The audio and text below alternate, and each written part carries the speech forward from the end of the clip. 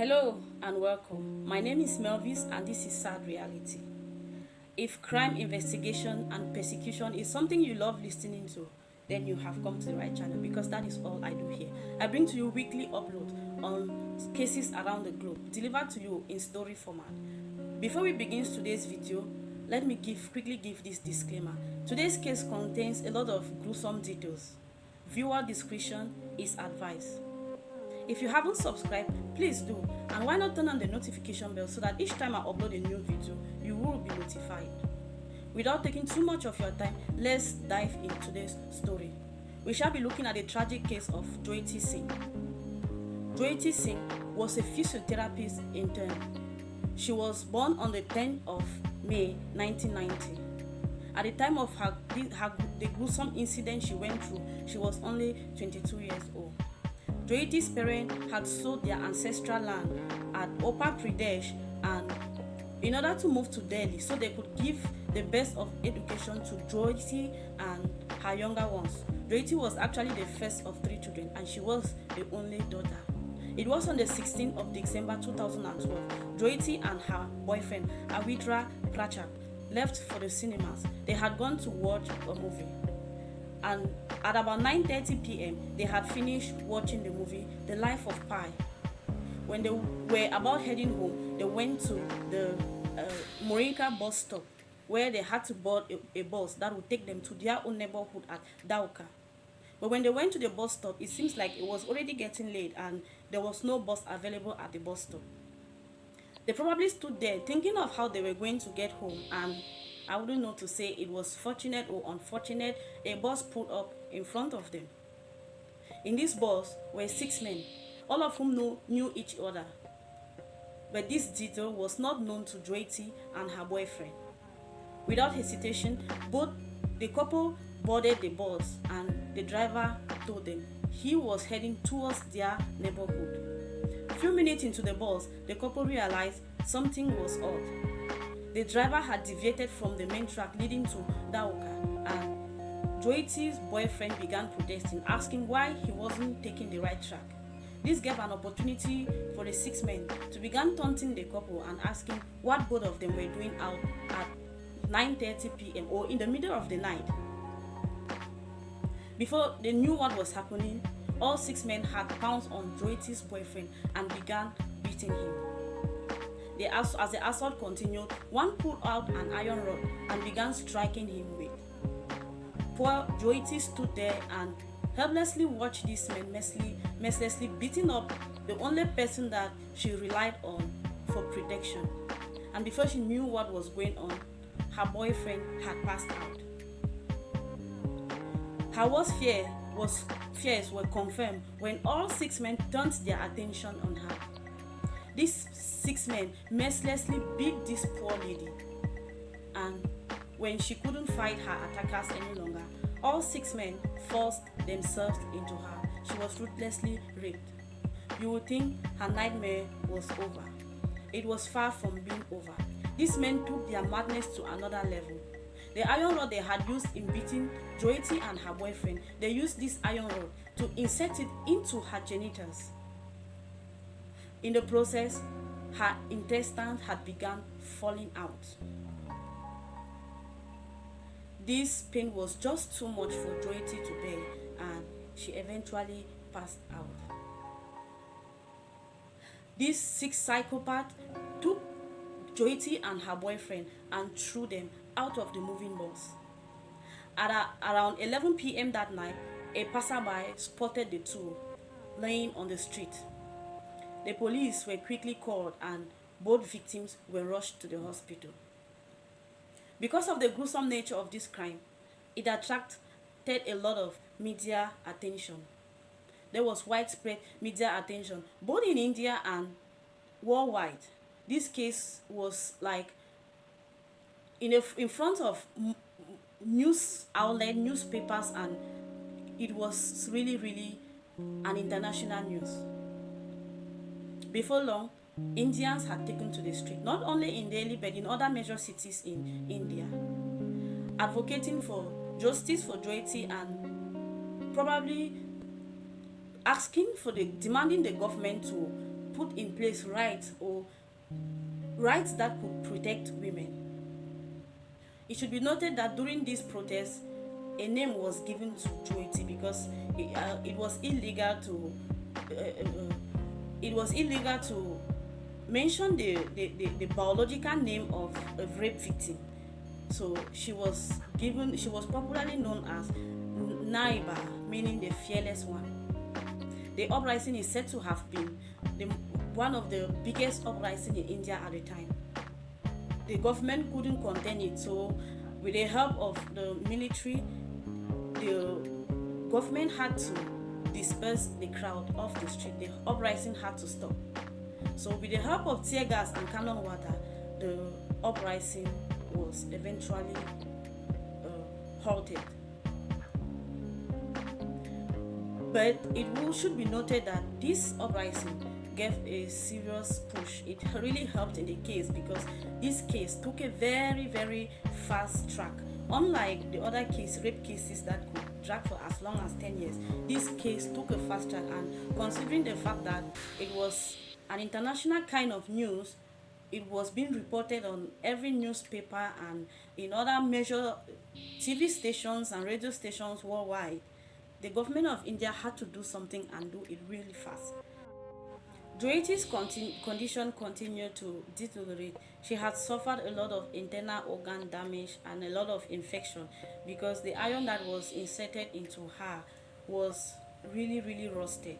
So she wasn't really responding to treatment, and a decision was taken to fly her abroad. She was transferred to the Mount Elizabeth Hospital in Singapore that is specialized in organ transplant. It is said that even when Jyoti was on her way to Singapore, she had suffered a lot of multiple heart attacks in the plane even before reaching Singapore. And even when she reached Singapore, her condition wasn't really stabilized.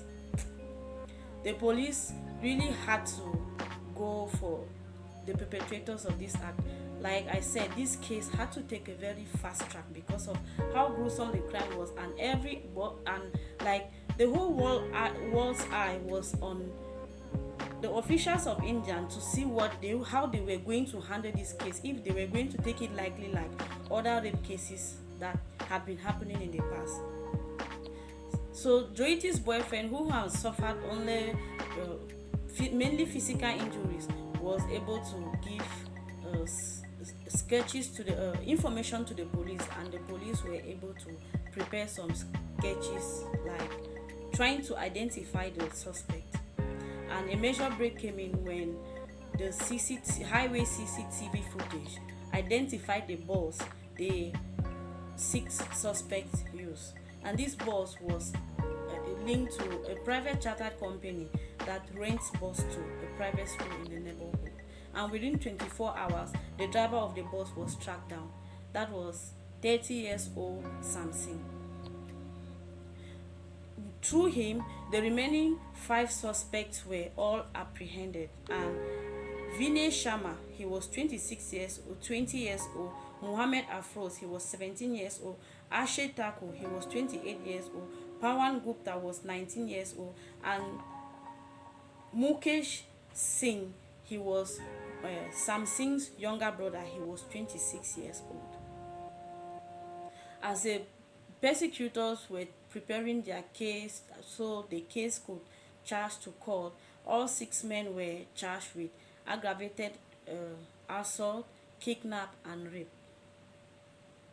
While Jyoti's condition continued to deteriorate in Singapore, she really had to suffer a lot. She fought, and by the 29th of December, exactly 13 days after her whole nightmare began, Jyoti succumbed to her injuries. She died. Jyoti passed on the 29th of December. It is really, really a sad story. Like, reporting this case really sends chills down my spine. I really don't know. I can imagine what that poor woman went through. A murder case was now added to the 3 charges that had initially been given to the 6 suspects. And even before the case could go to court, Sam Singh, who was the oldest of the gang and he was the bus driver, committed suicide in his cell. His family alleged that he was killed, but the police denied this allegation that he took his own life. The family argued that he had a disability with one arm because he had suffered an accident in 2009. So using his sheet to hang himself in his cell was somehow impossible, and considering the fact that he had two other inmates, but the police still denied this claim and it was still ruled a suicide. 5 men were left to be tried, and by the 8th of July 2013, all 6 men were found guilty of all charges. Mohammed Afroz, who was 17 years at the time, was tried as a juvenile. It is said that he was considered a minor because he was only 17 years old at the time, so he was tried as a minor, and the maximum sentence he could get as a minor, according to the Juvenile Justice Act, he got a 3-year sentence for the gruesome crime he committed. The remaining 4 victims were handed a death penalty. They filed a multiple of appeal, but all appeals were turned down. Right up to the 18th of December 2019, that they exhausted their last appeal, but it was still declined, and their guilty verdict upheld, and the death penalty maintained. On the 20th of March 2020, all 4 men were led to the gallows at the Tikka prison in Delhi and were all executed. People came far and wide to watch, and it was like a national jubilation. Everyone was happy and knowing that justice was finally served for poor Jyoti. In an article that I read somewhere, her mother said, I quote, "I am happy that my daughter finally got justice. I am proud of her even in death. I only regret the fact that I didn't have the opportunity to be called a doctor's mother." This really was a sad, like, I felt for her. I really don't know what would have become of Jyoti today. Would Jyoti would have been somewhere saving lives as a medical doctor? Would she have been repaying her parents' efforts to make sure she became a successful woman? And what would have become of Jyoti today? Her life was gruesomely taken away from her for no just cause. I really don't know what runs into some of these criminals' mind each time they are committing these gruesome crimes. This case has really gone a lot to inspire a lot of documentaries and movies. The BBC documentary titled "The Intern's Daughter" is based on this incident. There is equally a Netflix series that is based on this crime titled "Daily's Crime," and there is this filmmaker, the Deepa Mehta. He has produced a movie based on this crime titled "Anatomy of Violence." That is it, guys, for today. And let me know in the comment section, did Mohammed Afroz receive the punishment he deserved? Was his punishment too lenient? Because he was released on December 2015, his criminal records were wiped out and he was given a new identity. He's out there living a free life, and life is so perfect for him, I guess. Let me know in the comment section. Let me know your thoughts. Did he get the punishment he deserved? Or what he get, was it too lenient, or did he get what he deserved? And if you haven't subscribed, please do, and continue to show love wherever you find yourself. Bye.